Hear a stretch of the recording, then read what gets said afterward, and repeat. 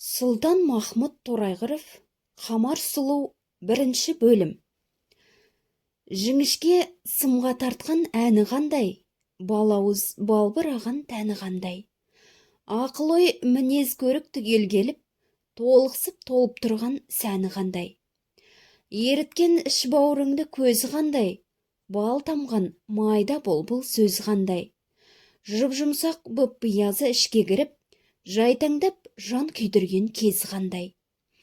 Күлгенде көзіңді алып кірсіз тісі, қайнамас оны көріп кімнің іші. Алмас қылыш жүзіндей аударылған сүйгізіп көлең кезін әрбірісі. Нұрлы жүз жан жағына сәуле шашып, бойының мінсіздігі онан асып. Өзгеден сып-сыпайы һәм сүйкімді, ең арты жүрсе дағы аяқ басып. Толған ай шілдедегі жалт-жұлт еткен, мүбада көрген кісі қиыр шеттен. Көлеңкесі күйдіріп күні түні, есінен 2-3 айда әзер кеткен. Алайы бозбаланың болған ғашық, уай шіркін болсайшы деп бізге нәсіп. Егерде Қамарменен тіл қағысса, Құдай үріп жым болар қара басып. Омарда қоя берді бетін қақпай, жүрсе де сонысынан жұртқа жақпай. Әркімдер құдалықты ойланса да, Қамар қыз қайдан көнсін теңін таппай. Қамар осындай сәулетпен бұлғақтап болып тұрған кезінде, Құдай берген дәулеттің арқасында, абырой атақ бірдей келіп, толықсып толып тұрған кезінде. Сұлу Қамар, ақын Қамар, жаным Қамар. Қамаржан, сен ойласам ішім жанар. Үлбіреген аузыңнан бір сүйгізсең, ішкендей кәусар суын мейірім қанар. Дегендей өлеңдер сол маңайдағы бозбалалардың аузынан екелі тастамайтын тәсбих еді. Және бір нәрсені көңілдері ұнатып, мақтағысы келсе, уай шіркін, мынау Қамарда екен, десуші еді. Кей уақыт Қамардың көзіне жазатайым көздері түсіп кеткендері де әлдеқандай көтеріліп, қуанып қалушы еді. Қамар біреуінен әншейін бір істің жөнін сұраса да, Қамар маған сүйдеді, бүйдеді деп неше күндей әркімге бір әйгілетіп, даурығуға да сода жетуші еді. Қамар осылай әркімнің көзіне күйік болған қалпымен күннен күнге құлпырып 15 жасына жетті. Бұл кездерінде баяғы теңміндеп құмартып, құлқының құртып жүретін замандастарынан жоғары секілді. Телміріп жазған өлеңдер, хаттар содай ағылып келсе де, кейбіреулерін жауапсыз жыртып, кейбіреулерін өзінің шешендігімен жебедей жерге енгізіп, енді қайтып бас көтеруге жаратпай тастай беруші еді. Сол кезде аса жақын болмаса да, Омарларға 3-4 атадан барып қосылатын Сарбас деген ауылда Жәуке деген кісінің оқу соңында жүрген 21 жаста Ахмет есімді бір жақсы зерек баласы бар еді. Жәуке өзі нашар кісі болса да, бар тапқан таянғанын жалғыз баласы Ахметтің оқуына салып, жасынан олай сүйреп, бұлай сүйреп жүріп, әйтеуір молда атына іліктіріп еді. Бертін келген кездерде Жәукенің ол бейнеті босқа кетпей, Ахметтің арқасында аузы асқа, ауы атқа тиіп, есіктегі басы төрге жетті. Аса байып кетте қоймаса да, өзіне өзі тоқ, жақсы ғана дөңгелек ауқатта бітті. Бұл Сарбас аулы осы омекеңдермен ыңғайлас, жазғы қысқы қоныстары бір аралас құрылас еді.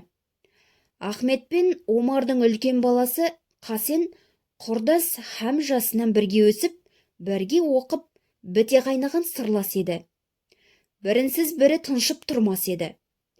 Мұсылманша оқуды екеуі сабақтас болып оқып, жүруші сыныптастарын бітіріп, онан соң ауылнай школда оқып тамамдаған соң, Қасенді әкесі гимназияға енгізіп, Ахмет қолының қысқалығынан онан артық ұзай алмай қалғандығына бірсыпыра жыл болып еді.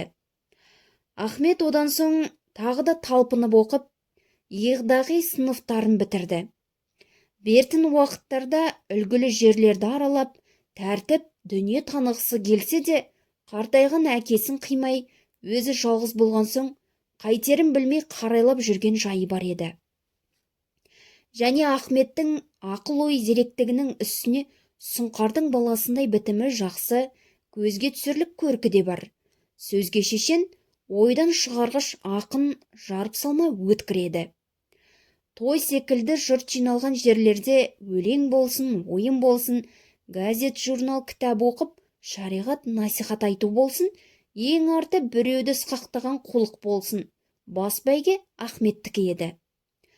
Тартынбай тамылжытып сөйлегенде де өзінен үлкен кішілердің аузынан суын ағызып, көңілдеріндегі уын шығара жаздаушы еді.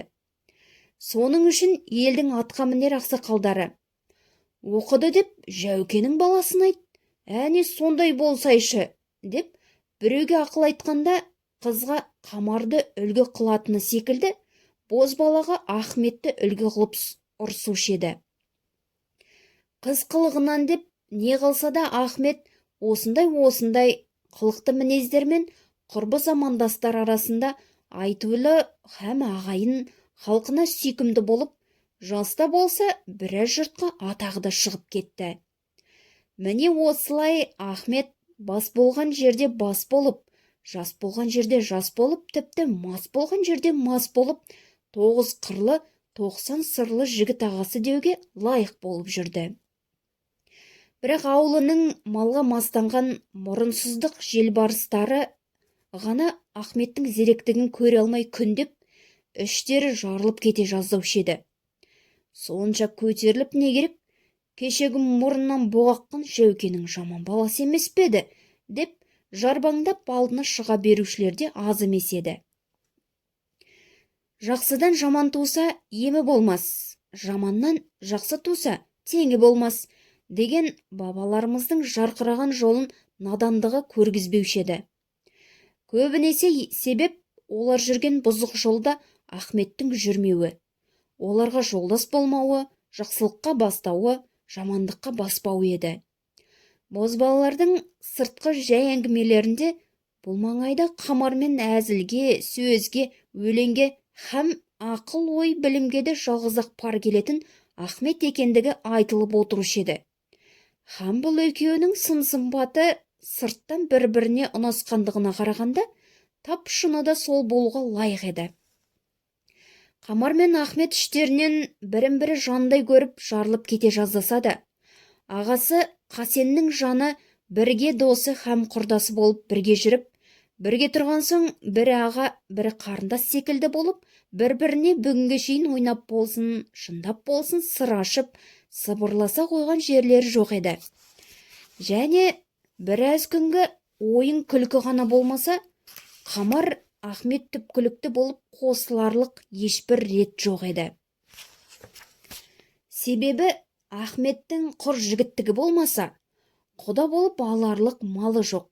Алып қашар еді, ат салысарлық ауданы жоқ. Қолына қарап тұрған кәрі әке-шешесі тағы бар. Оларды тастау оңай болып па?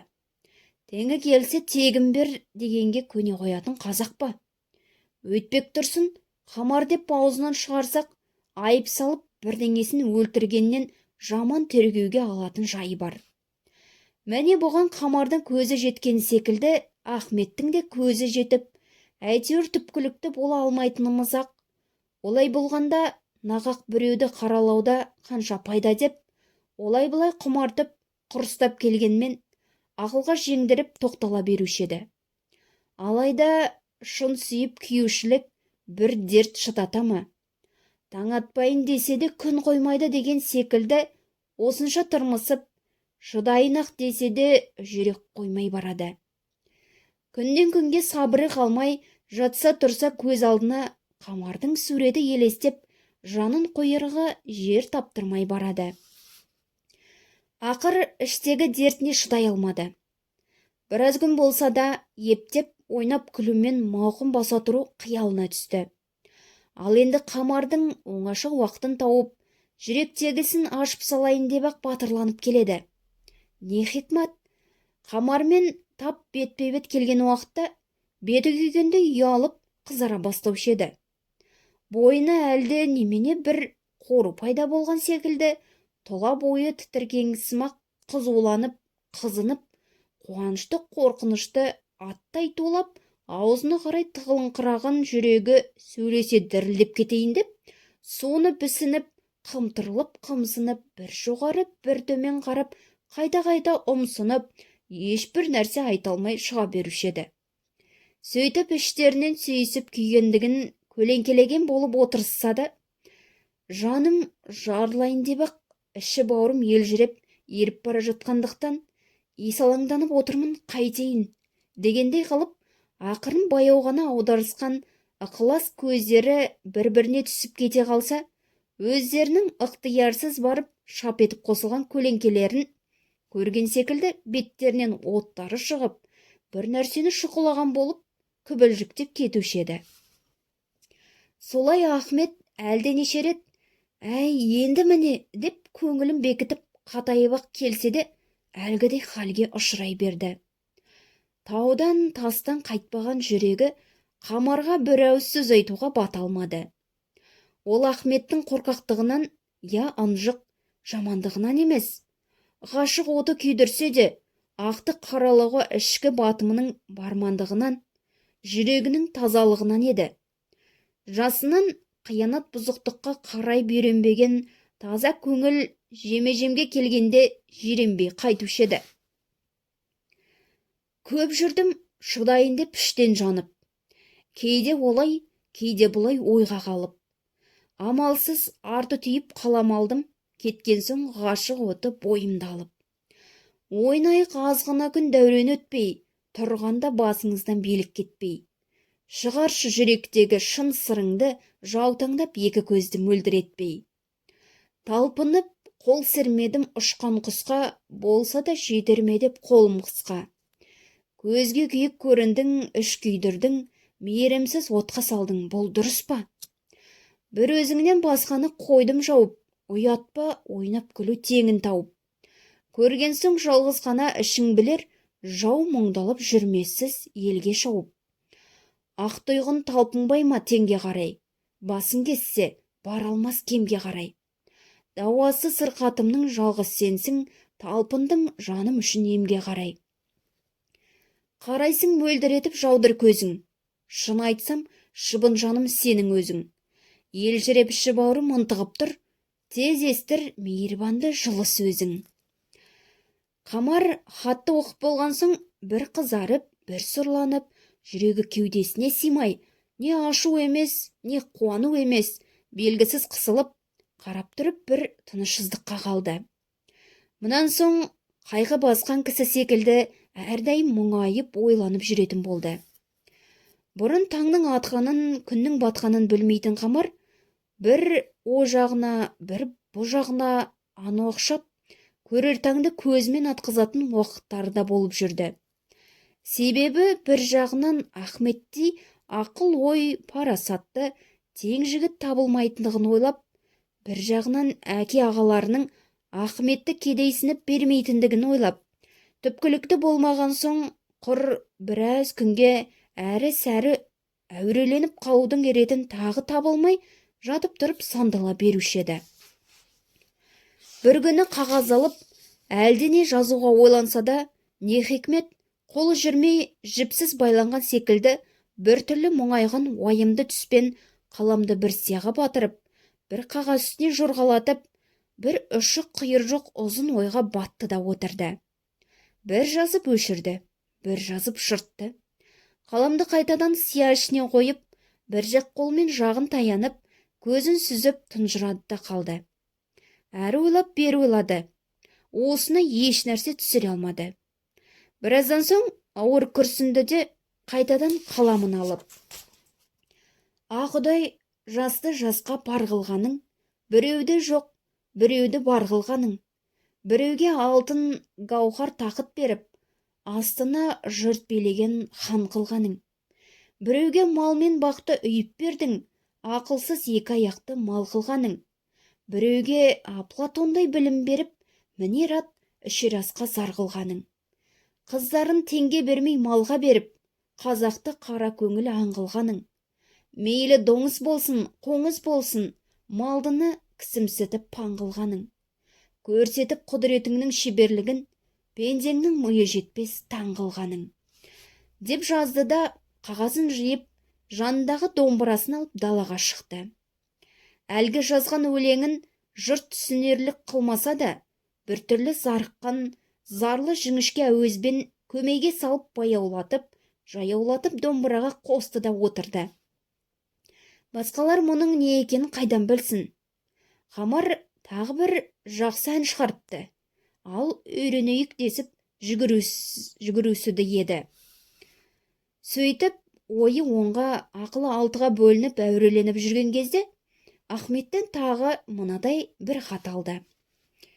Қалқамай қапағылдың жауап бермей, жүрмекен қолың түй береті келмей. Дәрменсіз дертім қалың жүрек толқып, мен жүрмін сол қападан әзер өлмей. Қаламқас мамық тамақ уыз қойын, мөлдір көз тілің бұлбұл алма мойын. Көңілімді көкке ұшырмай дауылатшы, алып ұшып барады тұла бойым. Апырмай, көз қарасың тәуір еді, мінезің салмақтылау ауыр еді. Жауабың кеше бүгін болмағансың, көз жасым көктен қойған жауын еді. Білемін ішкі жағың мені сүйер, теңдесін теңдес сүймей нені сүйер. Дәл ойың жалғыз қылдың үстінде тұр, ау алмай бір жағыңа ішің күйер. Деген жерге келген кезде, Қамардың хаты ақырына дейін оқып шығуға шамасы келе алмады. Сол жерде не болғанын да білмей, тамағында булығып тұрған ызалы жастары көзінен ытып кетіп, оқымыстан алып қойды.